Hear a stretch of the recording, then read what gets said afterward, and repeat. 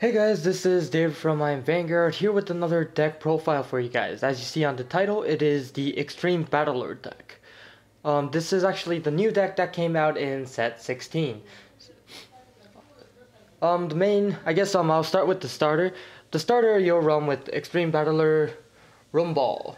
Rumball is basically a ride horn clone is what you say. So at generation break 1, if the unit in front of this column stands, he gets to stand also. So basically it's a ride horn.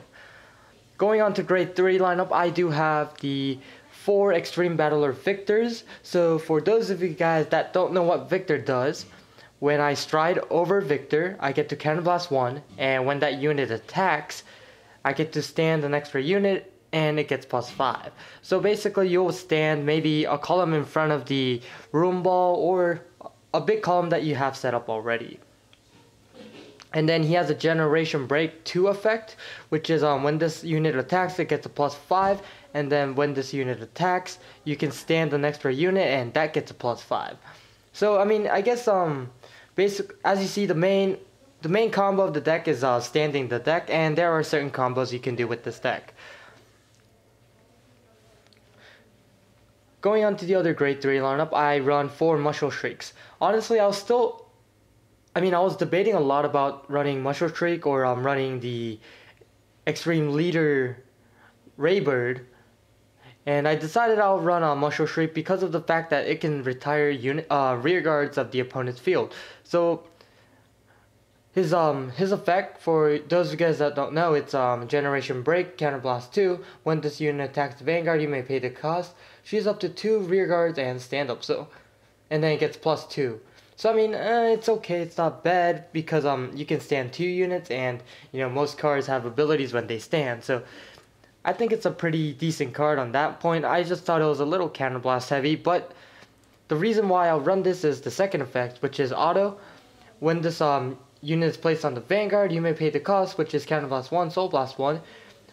Choose a card on your field that is grade 1 or less. Choose the opponent's card rear guard with less power of the target that I picked. So let's say I have Room Ball on the field. I play this card, Counterblast 1, Soul Blast 1, retire basically whatever starter they had or anything that's lower than Room Ball. So I guess it's a trade-off where the opponents are trying to retire your Room Ball, you're going to retire their Room Ball on a mirror match, or they have such decks like maybe Shadow Paladins. You'll activate Mushroom Shriek's effect, retire their rear guard, which is Judge Bow, and then they can't use Judge Bow's effects. So I think Mushroom Shriek was a better choice in my opinion. Of course, I'm still debating on what to run, but I think Mushroom Shriek was the best choice I had to pick from. Going on to the grade 2 lineups here, I do have 3 of the Starlight Hedgehog. For those of you guys that don't know, when he is placed on the Vanguard or the rear guard, I get to choose an extra rear guard and it gets an effect, which is when this unit stands, you can draw a card and unflip it damage, and you can only activate it once. This was very helpful in many situations where the fact that I was missing a Counterblast and missing cards, this card will definitely back me up getting extra cards and unflipping damage, so I can activate the card that's beside it, Cool Hank's effect, or maybe activate Viktor's effect, or anything that I need Counterblast for. Going on to the other grade 2 lineup, I am running 4 of the Cool Hank. This card is actually pretty neat because of the fact that his ability is really good. When this unit is boosted by another unit, and when this unit attacks at Generation Break 1, you get to Counterblast and stand an extra unit, and that unit gets +5. So there's a lot of combos that you can do with Cool Hank. Not just in this deck, but in other decks in general. So I thought this deck was really good because of Cool Hank. And then going on to the last grade 2 lineups, I am running 4 of the Extreme Battler Sazanda. At Generation Break 1, when this unit stands by an ability, not stand triggers by ability, it gets +5. So with Cool Hank, you stand this, it gets +5. Cool Hank gives it +5, so it gets an extra 10k boost, which is really nice. Going on to grade 1 lineup, of course, I am running the 4 of the unflip perfect cards because of the fact that I do need unflip damage in this deck, and of course this is just a better choice.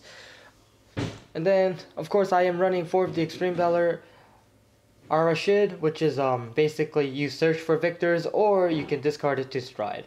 Of course, I got 3 signed ones, which is kind of neat. But this card was very helpful in many situations where I had Muscle Shriek, but I didn't really need to ride into Muscle Shriek, and I'll just search for Viktor. When I play it early, I'll just put it in front of a Ruin Ball so I can attack early. So I mean, this card in general was probably one of the main cards that I would play in any stride decks in general. And I know other clans have this kind of card in their decks also. And then of course I'm running 4 Final Wrench. Final Wrench is really good because when this unit in the same column stands due to an effect, it gets a +4. So basically you'll leave them unboosting, so it'll be standed, and then you'll stand cards like Cool Hank or Sazanda and try to get extra power so you can try to finish them off. Final Wrench was actually it came into real I mean, it really helped out in a lot of situations. I think that Final Wrench is just a really good card in general. Of course, most of the cards here you have to be at Generation 1. And then of course I do run the 2 energy charges because of the fact that I do soul charge the red lightnings as you see here. And of course, I mean, soul blasting, draw an extra card is always helpful in this deck because you don't really soul blast anything in this deck except for Muscle Shriek. And then as the trigger lineups you see in the bottom, it is the 8 crits. Of course, you have to run the red lightning because you want to unflip damage.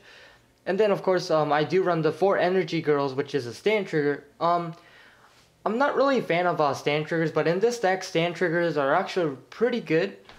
And her effect is really good at Gem Break 1.